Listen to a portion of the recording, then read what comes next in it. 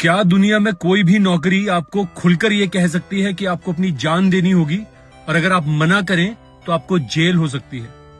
आजकल बहुत से लोग आर्म्ड फोर्सेस की तुलना दूसरे प्रोफेशन से करने लगे हैं।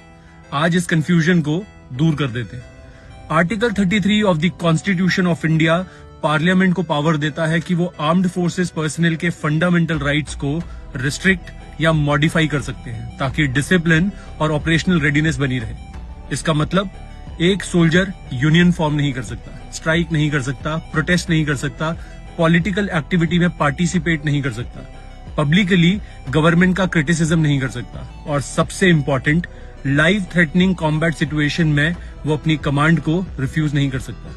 ये सिर्फ थियरी नहीं, ये आर्मी एक्ट 1950, एयरफोर्स एक्ट 1950 और नेवी एक्ट 1957 के तहत इन्फोर्स होता है। अब आप कंपैरिजन देखिए। जजेस और लॉयर्स किसी भी केस को लेने से मना कर सकते हैं, ब्यूरोक्रेट्स रिटर्न ऑर्डर मांग सकते हैं, डॉक्टर्स हाई रिस्क प्रोसीजर लेने से मना कर सकते हैं, पॉलिटिशियंस पार्टी चेंज कर सकते हैं या रिजाइन कर सकते हैं, पुलिस और सीएपीएफ पर्सनल के राइट्स आर्टिकल 33 के तहत उसी लेवल पर रिस्ट्रिक्ट नहीं होते जैसे मिलिट्री पर्सनल के होते। एक सोल्जर अगर उसे ऑर्डर मिला तो फिर उसे वो ऑर्डर पूरा करना ही होगा, even if it may cost his life.